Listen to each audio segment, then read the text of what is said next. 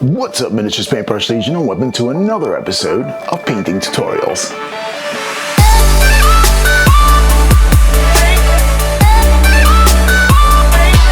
Today we're going to be painting up Belial, the Grandmaster of the Deathwing of the Dark Angels. Let's get into it. Alright, here we are at the desk. We always start off with our sprue and that base, which I actually had lost. It gave me a lot of trouble.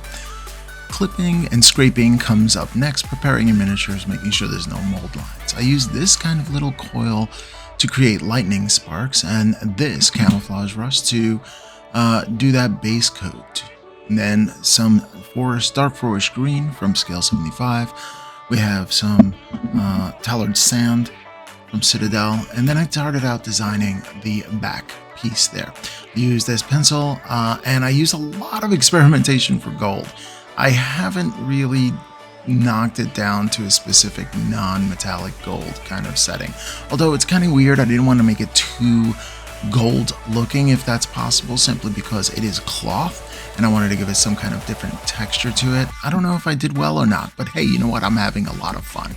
But I'll tell you what I did over here. So I started with a base coat, a nice peanut butter. You always have to have peanut butter on hand from scale 75. That is always a good thing. Going off with different kinds of browns. I just really, honestly, I showed them in the last clip over there, all the browns that I used for that. And I'm trying to get this kind of effect. Let me zoom in a little bit. Yeah, there it is. So this I did for my Age of Sigmar army. And yeah, so I wanted to kind of do the same thing for here for Belial and have it some fun there. So sketched out the design, started very, very slowly. Now this looks pretty good as fur. You didn't have to like ruin it, Rob. I didn't ruin it. I just keep on putting on layers and playing with paint. That's all that matters. Just having fun while applying. Now I sped this up because I am very slow. I'm a slow painter. So this is double the speed. Can you imagine? But yeah, it took me a lot to get comfortable and to choose Dark Angels to start with. I do have a lot of Dark Angels. And yeah, I love the faction, and I love coming up and having a well-rounded army that follows the Codex Astartes. So, I mean, I don't have any of those, right? I have Space Wolves, and I have Black Templars waiting in the wings, so there's that as well. So, Belial, that dude, he's always hard on himself, and his sword, well, it doesn't make a sound when it fights. So, that's interesting, right? Belial's some kind of swords master. I would love to see him and Lucius the Eternal fight. That would be an amazing fight. Now, Lucius is a pretty good one from the Emperor's Children, but I don't know if Belial would win. Maybe because he's clunky in his Terminator armor, but maybe because he could take a hit. Again, starting with all these kinds of browns, you know, really just playing with it, and then peanut butter is la fille de resistance. And then adding white to that peanut butter makes it golden, but I wanted like golden thread or something like that. Something to really bring out the color and contrast with the robe. Again, adding a little bit of white on there, playing with it. Unfortunately, doing the strokes that I did left a texture on the cloth itself. And so, yeah, I kind of said, whatever, I tried something. Hopefully you try something too. Don't let the fear of failure get to you. Okay, so I use a Micron pen to do an outline, and there it is. I think I do a little washes later on. I don't know. I keep on playing with it. That's the thing with non-metallic metal gold. You have to keep playing with it. All right, doing a highlight over there, which is just a mint green, and that is also from scale 75. Messing with the scale 75 stuff today. All right, got the highlights on the robe going down and getting the darkest recesses.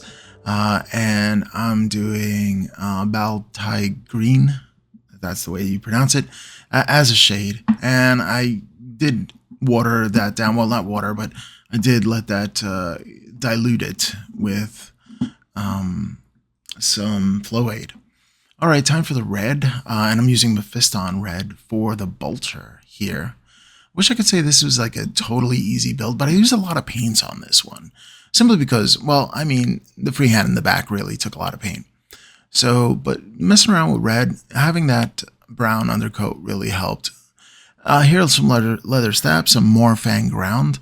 definitely helps out with that in the clutch. And I use like a light beige to do the lighter one. Not remembering, I think it was some Steel Legion Drab to do the lighter ones on there. Again, with the Micron pen to do the black lining, which is a hobby cheat. I love that. Also, I do another hobby cheat as well. I mess around with gel pens, which come later on. All right, even here, doing a nice, deep, rich burgundy. And I just played around with different kinds of burgundies, and it was like a pink burgundy. I think it's Screamer pink. Yeah, I believe it's a Screamer kind of pink. So it's a pink kind of burgundy, and I went up from there, matching the Screamer pink with the lighter pink that they had, some cotton candy kind of pink, and just blending it in. You can see it's highlights on the coats. Now, I didn't do the design or the line on the bottom of the coat. Yes, I know. I just couldn't find the way to really get into the back of the cape. And if I'm not doing a line throughout, then what am I doing?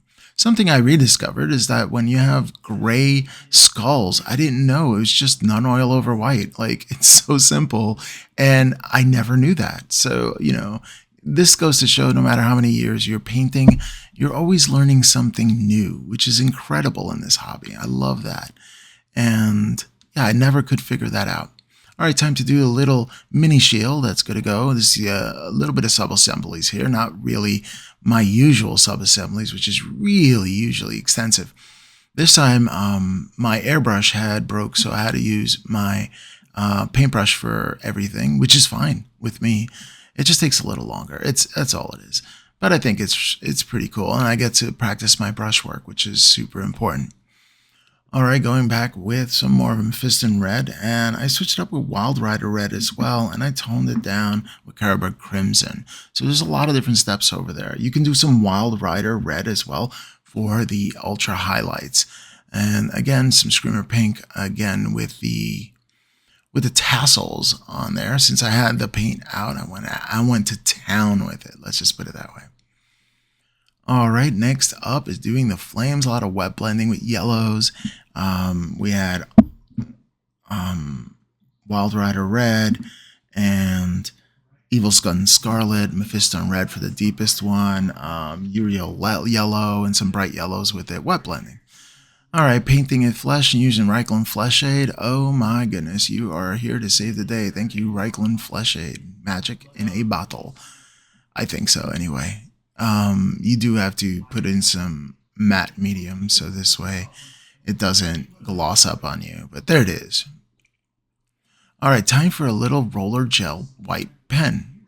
It's hard for my hands to keep straight, and I have more accuracy with a pen, so I literally just wrote on his hood, and it worked out pretty well. I mean, I really straight lines. I was careful with it. I restricted my movements. You see my hand positionings really restricting my movement, and there it is, looking great. All right, so next up, what I'm going to do is some Carroburg Crimson, darken down that shield, darken down those reds, and then bringing it back up again. I try to do the highlight, bring it down, bring it back up again, somewhere in the middle of playing around with the colors. Do I get a variant or a gradient? All right, now I'm going to put some battle damage on there. No, I'm actually opening up this scabbard for his sword. It's actually not open, so this is my equivalent of drilling my bolter holes or stuff like that. I actually made that crevice in there, so it's actual hole. All right, time for some Steel Legion Drab with some Talaran sand to create some pieces of the base. Messing around with the base that's on there. They have the tactical rock, as you can see there. And I took several coats to get there because it is a darker color and a lighter color is going over it. All right, time for some gold and some accents that I do that. I used the bronze from Citadel range. And yeah, I was actually pleasantly surprised with it. I messed around with it. I usually typically only do metal color gold, but this was not so bad. So I don't know why I didn't use it before. All right, going down with some really Morfang brown Just really going to town over here with the leather, and it's pretty cool to actually have that leather strap hanging down. Like, where is he really going to put that? I mean, I would have taken it off a long time ago, but that's just me. I guess he hooks it onto something, maybe to his belt or something, but I don't really see where. All right, nice little beige to go in there, and that really simulates stressed leather, which he's been in the battlefield for a while. He has some damage that I put in earlier, and there it is. All right, time to do that sword, painting it up with a nice little silver. I went to my Vallejo model color aluminum for that. And then I darken it down with a nun oil. And then I did little streaks with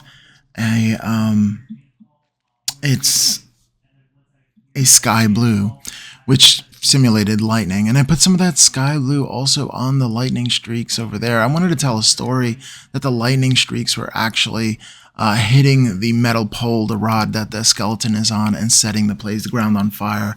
And it seems like sparks come out of there every now and again and set things on fire. I mean, I wanted to give a story to the fire that was on the base. All right, time to do detractive painting, which is when you take away paint in order to create an effect. And this time it's on white. So what I'm doing is I'm just scraping the paint away and creating a little bit of battle damage. And that worked actually very well.